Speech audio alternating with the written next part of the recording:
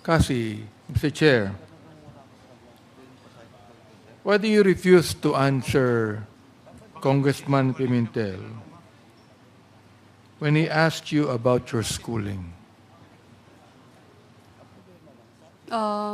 Mr. Chair, hindi Why? hindi po kasi ako nakapagtapos. Hindi naman nakakahiya, hindi ka nakapagtapos eh. Gusto lang namin malaman kung saan ka nag-aral. Yun naman ang tanong, di ba? Hindi naman tinanong na kung Yes saan po. ka nagtapos. Ang kitatanong natin, kung saan ka nag-aral. Oh, pwede masagutin mo yun? Mr. Chair, marami po akong school na pinag-aralan po. Wala kang school na pinag-aralan o doon ka nag-aral sa China, hindi sa Manila? Kick-out student po ako. Kick out ka. Magaling. I mean, ngayon lang ako nakakita ng hindi nag-aral at kick out na magaling sumagot sa hearing na ito. Ang mga kausap mo, mga congressman, pero ang galing mong sumagot, ang galing mo kami paikutin dito. Ngayon lang ako nakakita, Mr. Chair, ng isang babaeng 24 years old na walang pinag-aralan, drop out, na nakakasagot ng kanyang klaseng sagot sa hearing na ito. Pakisagot mo nga, Miss Casyong.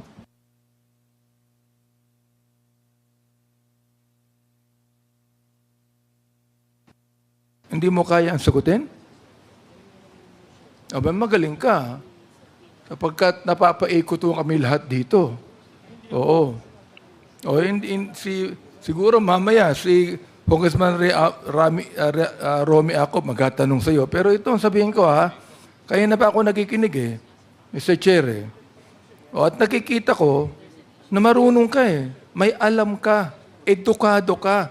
And you tell me now, you are refusing to answer the question of Congressman Pimentel on where you studied? Hindi naman namin tinatanong kung anong antas ng pinag-aralan mo Oo. Ang tinatanong, hindi ka ba nag-aral ng elementary? Let me ask you. Nag-aral ka ba ng elementary? Hindi.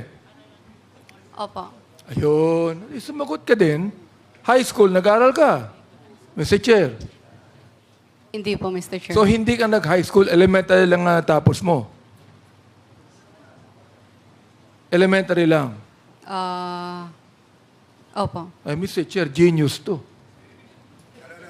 Genius. Elementary lang ang natapos niya, pero pinapaikot mo si Congressman Dan Fernandez. Elementary nga lang Pinapaikot si Congressman Dan Fernandez. Napapaniwala pa ni Congressman. Hindi, we're trying to be lenient, Mr. Chairman, if I may. We're just trying to be lenient because, yun nga, sinasabi natin, okay naman, nag-waiver na siya Yun nga lang problem, si withdraw And that's the reason why medyo, bakit ganun? Kasi nga, winidraw na namin yung, Tingnan mo di ba? Kanina, nabanggit mo kay Congressman Dan Fernandez, hindi nabigyan ng lisensya. Narinig ko yun, You were not given a license. Now, what license are you talking about? Nag-message, nag-email po Mr. Chair, nag-email po si PAGCOR sa email ko dahil ako po yung authorized po. Kaya sa akin po nag-email. Ang sabi po ni PAGCOR po is hindi po sila magbibigay ng lisensya. Or, Sa hindi PAGCOR. siya mag-renew. PAGCOR. Opo, Ang Mr. Chair. PAGCOR, hindi nagbibigay ng lisensya sa mga building. Nagbibigay ng lisensya sa POGO. Di ba? Opo, bali po. Kanina binabanggit mo na wala kang kinalaman sa POGO Mr. Chair, may I explain po? Kahit mag-explain ka, tatanggi mo na naman na involved ka sa POGO Di ba? You're going to explain, but you will still insist that you have nothing to do with POGO. Answer me. Magaling ka, genius ka, di ba? Sagutin mo ako. You have nothing to do with POGO, but you applied for a license in PAGCOR, and you will refuse a license. What kind of license? PAGCOR is not giving a license for apartments or buildings. they are giving licenses for Pogo. What are you applying for? Yes po, Mr. Chair. What are you applying for? Nag-apply po kami for renewal po ng license po. Nang ano? Pagcor po. Nang ano nga? Pagcor po. Hindi, nang ano? License to operate po. For what? Anong i-operate? Yung tag po dito, yung... Pogo. Come on, tell me. Pogo. Operation ng Pogo. Tell us here. Because look, we are preventing that Congressman Karap will again make a motion for contempt and consign you to Mandaluyong Correctional Institution. Now, you answer me now, what kind of license did you trying to get from PAGCOR? Mr. Chair, license to operate po ng Pagcor. Ano?